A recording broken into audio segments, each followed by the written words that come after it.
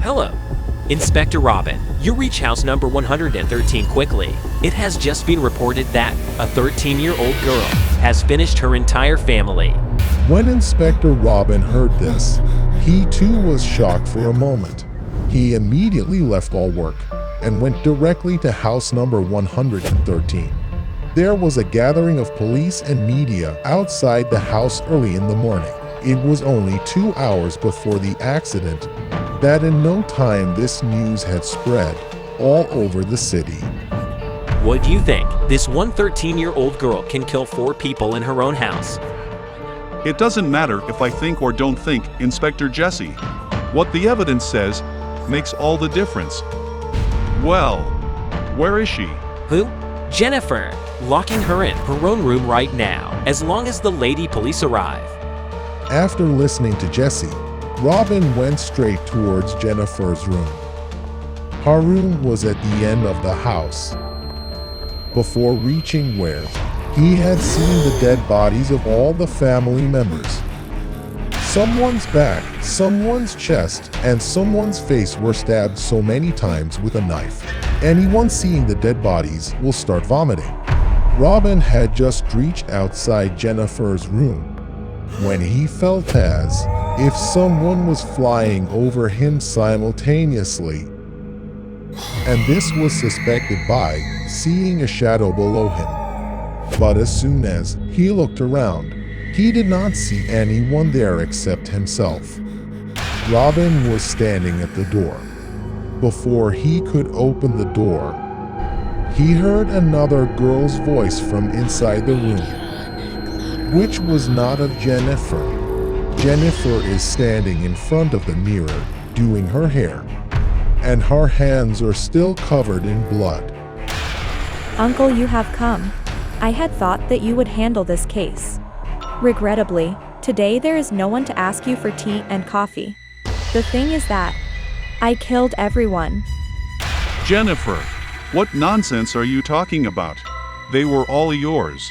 She gave birth to you, and what did you give them in return? Such a terrible death. I haven't killed them. Rather, I have taken my revenge. Jennifer told Robin very innocently, and at this time, her eyes had turned completely white, because of which Robin turned back in fear. Because for a moment, he saw some other reflection in Jennifer, which probably Robin knew very well. But before Robin could understand anything, 2 lady police constables came and took Jennifer with them. But while leaving, Jennifer's eyes were staring at Robin. And only then, Jennifer shouted to Robin, Everyone died. No one could save anyone. Now, it's your turn. Save if you can to save. When Jennifer was telling this to Robin, someone else's image was clearly visible in Robin's face. And trembling Robin simply said this, Maria! No, it can't happen! Can't happen! No! No!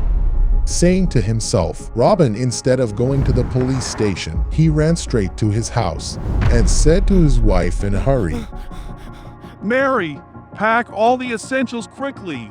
We are leaving this city right now. But what happened, Robin? Suddenly like this?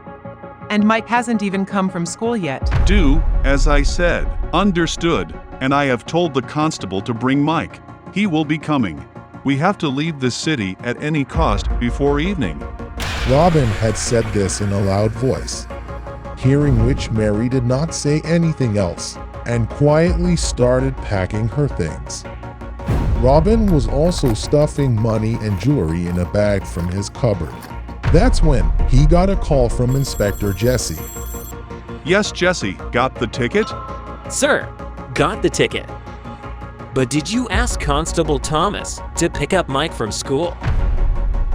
Hearing the mention of Mike from Jesse's mouth, Robin's fear was slowly turning into reality. He shouted to Jesse and said, What happened to my Mike? Sir Constable was just picking him up from school. But on the way, the car got out of control. and the car had an accident. Constable Thomas is no more, sir. And Mike is also missing. I went to find him. Jesse was still speaking when he wrote a message and sent it to Jesse.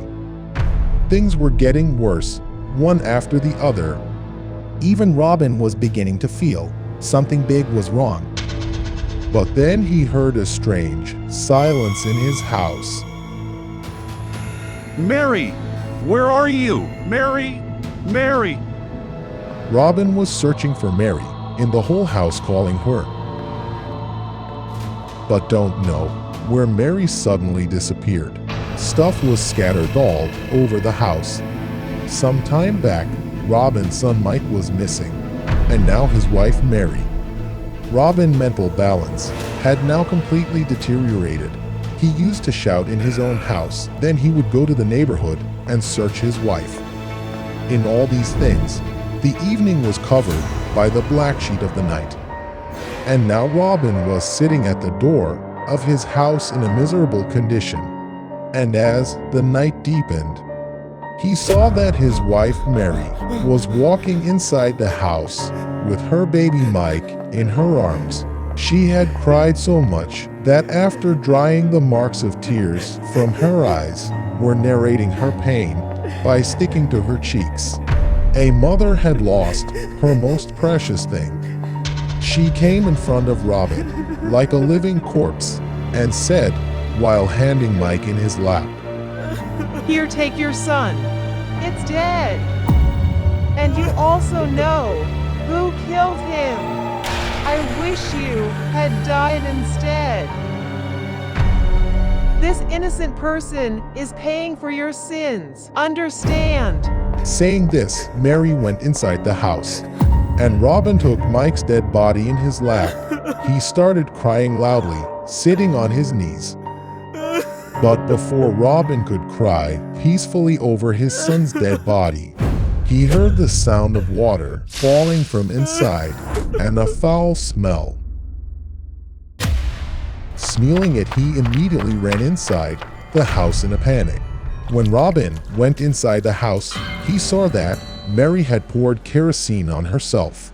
She has a matchbox in one hand, the one whom she is about to burn. That's why Robin says, while pleading in front of the beloved, No, Mary, don't do that. I have no one left except you, Mary. Please believe me, my dear Mary. I haven't even done anything. Robin had just said this much when he heard someone's voice behind him. Now tell the truth, Robin. Or are you not satisfied seeing so many dead bodies? When he looked back and saw this, he too came to his senses. Mike, crawling like an animal with both his hands and feet, he was coming to Robin. Seeing Mike in this condition, Mary was also about to run to him. But Robin stopped Mary from doing so. No, Mary, this is not our Mike. What? If this is not our Mike, then who is this? Tell me, who is this? Mary, holding Robin's collar, was angrily asking him. Then Robin said angrily, Mistress of house number 113, Maria Smith, who was tricked into madness by his stepmother and locked up in a room in her house, was locked in her own room for the last 8 years. Then one day, his mother called me at her home. She befriended me, promised me a promotion. But in return, I had to do one thing for him. I also said yes after hearing about the promotion. When I was first introduced to Maria, she was 4 months pregnant, said she was his maid's daughter, and I had to have an abortion without telling anyone. Robin was just about to speak when Mike attacked him and started eating flesh from his body, and Mary also started trying to save Robin, and he also started scuffling with Mike to avoid it, but he was weak. Just then, Robin's phone started ringing. The phone was from Jesse. Robin somehow picked up the phone. Sarai dug the pit and got the body out. What to do now? Maria's soul inside Mike was also shocked after listening to the body, because the body Jesse was talking about It was Maria Smith's. That's why Robin also said, "Step to Jesse." Jesse, listen, burn that body right there. Hearing the burning of the body, Maria's spirit inside Mike started attacking Robin with more anger, due to which Robin was half dead. Now only a few breaths were left in his body, but he was alive. My revenge is not complete yet. I can't be free without killing you. Saying angrily, Maria was about to strike Robin's neck. And here Jesse was about to pour petrol on Maria's rotten body and set it on fire. That's when, seeing the opportunity, Maria did the trick, and leaving Mike's dead body, Maria got absorbed in Robin's wife Mary's body, and said, lighting the lighter kept nearby. Stop, Jesse. Otherwise, even your wife will not survive. Robin was in agony after seeing the trick of Maria. When he picked up the phone to stop Jesse, Maria started screaming, because on the other side, Jesse had set the body on fire. While suffering from the pain, the lighter from Maria's hand in Mary's body fell on her own clothes, and Robin's wife started burning, screaming in front of his eyes. He had not thought even in his dream that he would see his wife die such a horrible death. After this, Robin became mad forever, and seeing Jennifer's bad mental condition, she too was sent to the mental asylum. And today, for 7 years, both are in the same mental asylum. Both Jennifer and Robin are talking while sitting on their respective wheelchairs, paralyzed 70% body. Yes, to what extent did I tell yesterday? Yes, I remember. Yes, I was sent to get Maria's abortion done. Then Maria talked to me. Said she is not mad. Rather, she is the real heir of the house. And her stepmother makes her mad by giving her medicine. And the child in her womb belongs to her own stepbrother, means your elder brother, James, who used to go to her room every night.